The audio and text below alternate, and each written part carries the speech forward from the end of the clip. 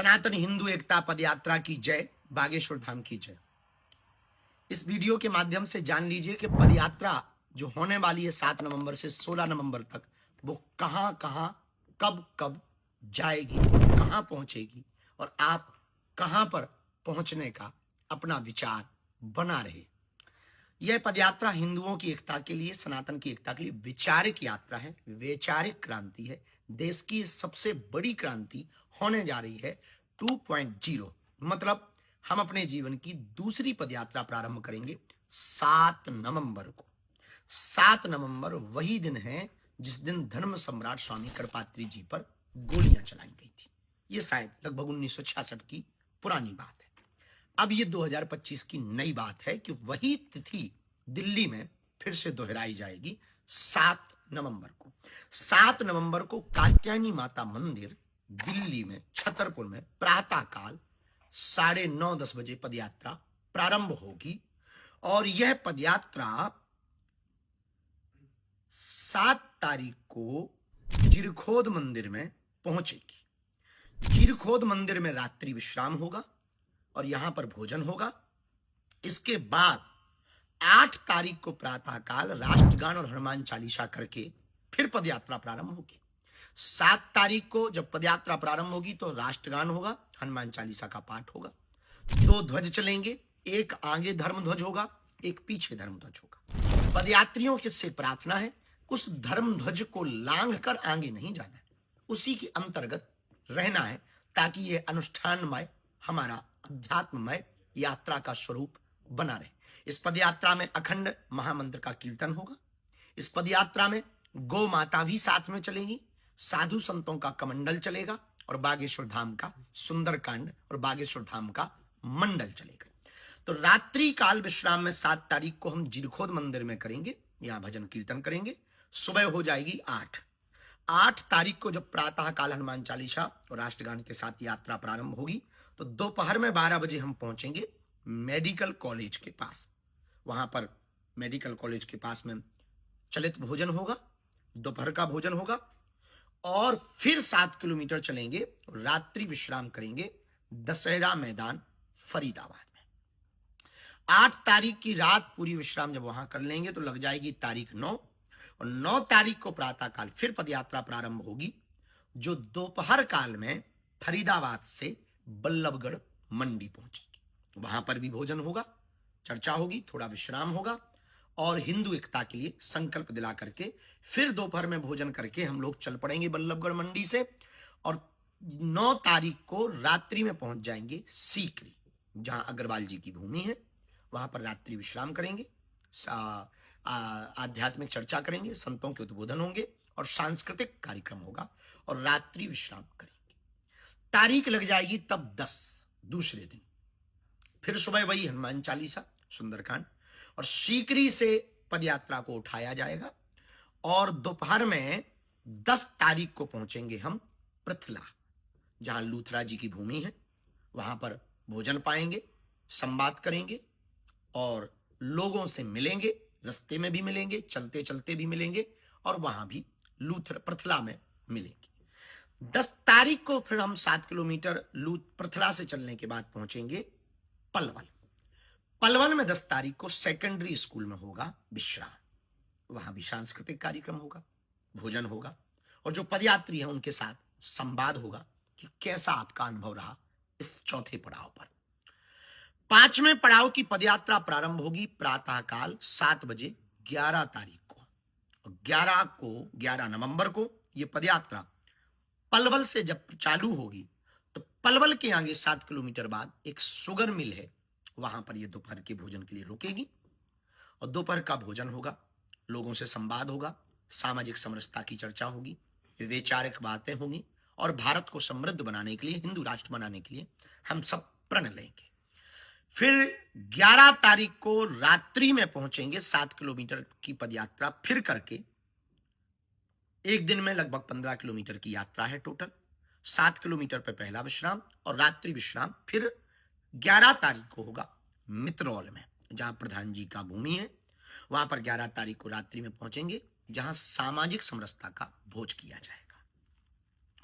पदयात्रा पहुंच जाएगी फिर छठवें पड़ाव पर और तारीख बदल जाएगी और तारीख हो जाएगी 12 तारीख को प्रातःकाल मित्रौल से हनुमान चालीसा और राष्ट्रगान गा करके आगे बढ़ेंगे। और जब आगे बढ़ेंगे तो 7-8 किलोमीटर की यात्रा करके पहुंचेंगे हम लोग बनचारी, जहां जेबीएम जगह है। वहां 12 तारीख हो गई होगी। 12 तारीख को जेबीएम बनचारी में दोपहर के भोजन में विश्राम करेंगे, संवाद करेंगे और फिर इसके बाद में लोगों को मिलते हुए ब्रिज की तरफ बढ़ना प्रारंभ हो जाएगा पूरे बागेश्वर धाम के भक्तों का, क्योंकि ये पद यात्रा बालाजी और बांके बिहारी के मिलन की यात्रा है। तो बड़ा उत्साह के साथ जब ब्रिज की तरफ बढ़ेंगे तब पहुंच जाएंगे हम लोग होटल मंडी। और तारीख है 12 तारीख को रात्रि में होटल मंडी पहुंचेंगे, जहां संवाद होगा, सांस्कृतिक चर्चा होगी, संस्कृति पर चर्चा होगी, सनातन पर चर्चा होगी, हिंदुत्व पर चर्चा होगी और हमारी प्राचीन परंपराओं को कैसे जीवंत रखें इस पर चर्चा होगी। तब तक तारीख बदलेगी, रात्रि विश्राम होगा, तारीख बदलेगी और तारीख लग जाएगी 13। बहुत कम समय बचेगा ब्रिज पहुंचने का। और 13 तारीख को जब सुबह प्रातःकाल होटल मंडी से हनुमान चालीसा और राष्ट्रगान गाकर निकलेंगे तो ये पड़ाव होगा 7वां। और दोपहर का भोजन होगा कोट 1 बॉर्डर सेल्स टैक्स पर। वहां पर जो जगह है वहां पर दोपहर का भोजन होगा। 7-8 किलोमीटर चलकर आनंद के साथ बैठेंगे और प्रणाम करेंगे। चलते चलते पदयात्रा रात्रि विश्राम के लिए पहुंचेगी कोसी मंडी।